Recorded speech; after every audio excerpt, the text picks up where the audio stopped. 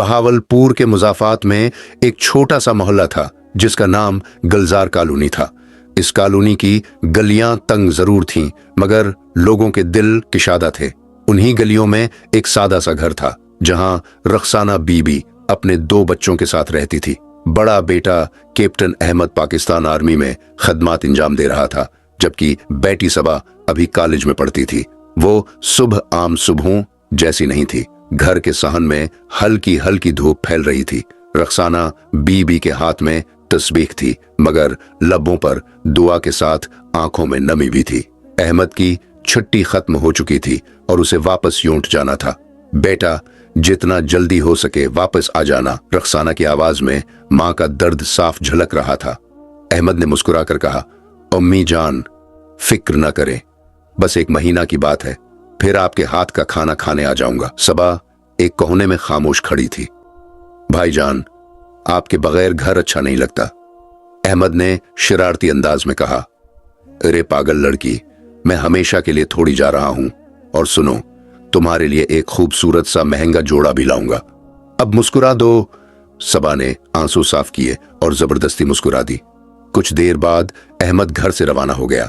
उसके जाते ही घर पर एक अजीब सी खामोशी छा गई। रखसाना बीबी किचन में गई तो याद आया कि घर में सब्जी नहीं है। सबा बेटा, जरा बाजार से सब्जी ले आओ। जी अम्मी, मैं स्कूटी लेकर जाती हूँ, हेलमेट पहन लेना और जल्दी वापस आना। जी अम्मी। लेकिन जल्दी में सबा हेलमेट लेना भूल गई। शहर की मरकजी सड़क पर ट्रैफिक मामूल के मुताबिक रवां दवां थी। लोग अपने कामों में मसरूफ थे। उन्हीं सड़कों पर कांस्टेबल कामरान भी खड़ा था। इसका चेहरा गुस्से से भरा हुआ था। आज सुबह से कोई भी हाथ नहीं लगा, किस्मत ही खराब है, वो बड़बड़ा रहा था। असल में वो अक्सर लोगों से रिश्वत लेकर जेब गर्म करता था, मगर आज कोई मौका नहीं मिला था। इतने में उसकी नजर दूर से आती हुई एक स्कूटी पर पड़ी। ये रही शिकार, इसने दिल ही दिल में कहा। सबा तेजी से स्कूटी चलाती हुई आ रही थी। आओ लड़की, रखो, कामरान चीखा। सबा घबरा कर रख गई। हेलमेट कहां है और इतनी तेज क्यों चला रही हो? क्या सड़क तुम्हारे बाप की है? सबा ने धीमी आवाज में कहा। सर, मैं सिर्फ बाजार जा रही थी, जल्दी में हेलमेट लेना भूल गई, आइंदा ऐसा नहीं होगा, कामरान ने सख्त लहजे में कहा। 5000 रुपए का चालान बनेगा, निकालो पैसे। सबा के चेहरे का रंग उड़ गया। सर, मेरे पास सिर्फ 500 रुपए हैं, सब्जी लेने जा रही थी। कामरान के चेहरे पर शैतानी मुस्कुराहट आ गई। पैसे तो देने ही पड़ेंगे, वरना स्कूटी जब्त होगी। सर प्लीज माफ कर दें, ऐसे नहीं मानोगी तुम। इसका लहजा मजीद सख्त हो गया। जुल्म की इब्तिदा कामरान ने स्कूटी की चाबी निकाल ली। जब तक 5000 नहीं दोगी कहीं नहीं जा सकती। सबा ने हाथ जोड़ दिए। मेरी मां घर पर अकेली है, प्लीज मुझे जाने दें। कामरान ने गुस्से में उसे धिका दिया। बहुत जबान चल रही है तुम्हारी। सबा की आंखों में आंसू आ गए। इसी वक्त इसका फोन बजा। स्क्रीन पर भाईजान लिखा था। कामरान ने तंजिया अंदाज में कहा, लो, अपने भाई को बुला लो। सबा ने जल्दी से फोन उठाया। भाईजान, पुलिस वाले। कामरान ने फोन छीन लिया और कॉल काट दी। इधर अहमद अभी शहर से कुछ फासले पर था। जैसे ही कॉल कटी, इसका दिल बैठ गया। सबा, क्या हुआ? इसने फौरन गाड़ी मोड़ी। मुझे वापस जाना होगा। इसके जहन में सिर्फ एक बात थी, मेरी बहन मुसीबत में है। कामरान और इसके साथी सबा को थाने ले आए। अब अपने भाई को बुला लो। वो हंस रहे थे। सबा को लॉकअप में बंद कर दिया गया। मुझे छोड़ दो, मैंने कुछ नहीं किया, वो रोती रही। घर पर रखसाना बीबी परेशान थी। अभी तक सबा वापस नहीं आई। उन्होंने फोन मिलाया, मगर नंबर बंद था। या अल्लाह, मेरी बेटी की हिफाजत करना। इसी वक्त दरवाजा खुला। अहमद वापस आ चुका था। अम्मी, सबा कहां है? रखसाना की आंखों में खौफ था।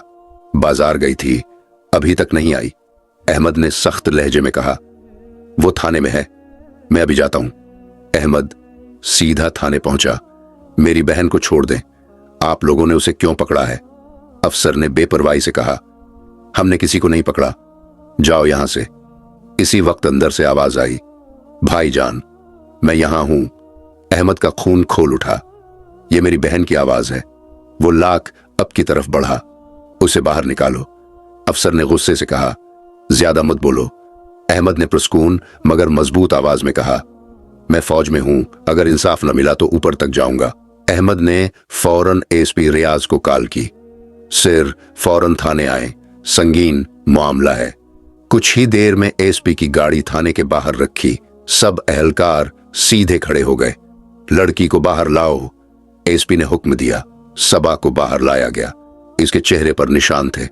सिर, उन्होंने रिश्वत मांगी। जब मैंने इनकार किया तो मारा और बंद कर दिया।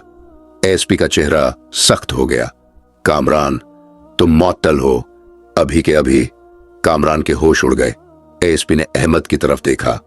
आप फिक्र न करें, इंसाफ हो चुका है। सबा भाई के साथ घर लौट आई। रक्साना ने दोनों को गले लगा लिया। घर में सुकून लौट आया।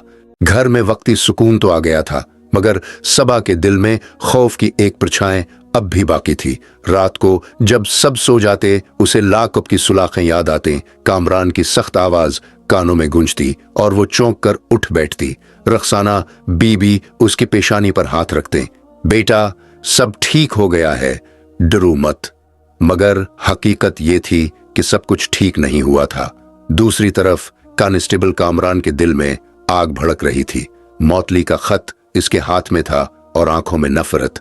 एक लड़की और इसके फौजी भाई ने मेरी नौकरी छीन ली। वो दांत पेसते हुए बोला। इसके चंद साथी अब भी उसके साथ हमदर्दी रखते थे। कामरान भाई, आप फिक्र न करें, कुछ न कुछ तो करना पड़ेगा। ऐसे कैसे वो बच जाएं? कामरान की आंखों में साजिश चमकी। अगर मैं डूबा हूं तो उन्हें भी सुकून से नहीं जीने दूंगा। चंद दिन गुजर गए। अहमद वापस अपनी ड्यूटी पर चला गया, मगर उसका दिल बेचैन था। वो हर रोज सबा को फोन करता। एक शाम अचानक पुलिस की गाड़ी गलजार कॉलोनी में दाखिल हुई। रक्साना बीबी चौंक गई। दरवाजा जोर से खटखटाया गया। दरवाजा खोलो। सबा ने दरवाजा खोला तो सामने दो पुलिस एहलकार खड़े थे। तुम्हारे भाई अहमद पर इल्जाम है कि उसने सरकारी एहलकार को धमकी दी और हमला करने की कोशिश की। उसे फौरी हाजिर होने का नोटिस दिया जाता है। रक्साना के हाथ कांपने लगे। ये क्या कह रहे हैं आप? मेरा बेटा तो, हमें जो हुक्म मिला है वही बता रहे हैं। पुलिस वाले चले गए। अहमद को नोटिस मिला तो वो हैरान रह गया। ये सब कामरान की चाल है। इसने फौरन छुट्टी ली और घर पहुंच गया। अम्मी, आप फिक्र न करें, सच हमारे साथ है। मगर इस बार मामला सिर्फ थाने तक महदूद नहीं था। मीडिया में खबर फैल गई। फौजी अफसर ने पुलिस को धमकाया। कुछ लोग अहमद को ही कसूरवार समझने लगे। मामला अदालत तक जा पहुंचा। कमरा अदालत लोगों से भरा हुआ था। एक तरफ अहमद खड़ा था, दूसरी तरफ कामरान। कामरान ने झूठी गवाही दी। जनाब, इसने मुझे धमकाया, वर्दी फाड़ने की कोशिश की और सरकारी काम में मुदाखलत की। सबा के आंसू निकल आए। यह झूठ है, जज ने सख्ती से कहा। खामोशी अख्तियार करें। अहमद ने पुरस्कून लहजे में कहा, जनाब, मैंने सिर्फ अपनी बहन के लिए इंसाफ मांगा था। अगर यह जुर्म है तो मैं मुजरिम हूं। अदालत में सरगोशियां होने लगे। अचानक दरवाजा खुला। एक नौजवान अंदर दाखिल हुआ। जनाबे वाला, मैं गवाही देना चाहता हूं। वो एक दुकानदार था जिसकी दुकान इसी चौराहे पर थी जहां सबा को रोका गया था। मैंने सब देखा था। पुलिस वाले लड़की से रिश्वत मांग रहे थे। जब उसने इनकार किया तो उसे जबरदस्ती गाड़ी में बैठा लिया। अदालत में सुनाटा छा गया। जज ने कामरान की तरफ देखा। क्या यह सच है? कामरान के चेहरे का रंग उड़ गया। कई समातों के बाद फैसला सुनाया गया। कांस्टेबल, कामरान न सिर्फ मुअत्तल बल्कि मुलाजमत से बर्खास्त किया जाता है और उसके खिलाफ कानूनी कार्रवाई होगी। कैप्टन अहमद पर लगाए गए तमाम इल्जामात बेबुनियाद साबित होते हैं। अदालत में मौजूद लोगों ने सुख का सांस लिया। सबा ने भाई का हाथ थाम लिया। रक्साना की आंखों से शुक्र के आंसू बह रहे थे। घर वापस आकर अहमद ने मां से कहा, अम्मी, सच कभी हारता नहीं, बस सब्र की जरूरत होती है। सबा अब पहले से ज्यादा मजबूत हो चुकी थी। मैं कानून की तालीम हासिल करना चाहती हूं ताकि किसी और लड़की के साथ ऐसा ना हो। रक्साना ने मुस्कुराकर कहा, अल्लाह तुम दोनों को कामयाब करे। गलजार कॉलोनी की वही गलियां अब फिर पुरस्कून थीं, मगर इस घर के लोगों के दिलों में एक नया हौसला जन्म ले चुका था। जुल्म वक्ती हो सकता है, मगर इंसाफ की आवाज कभी दबाई नहीं जा सकती।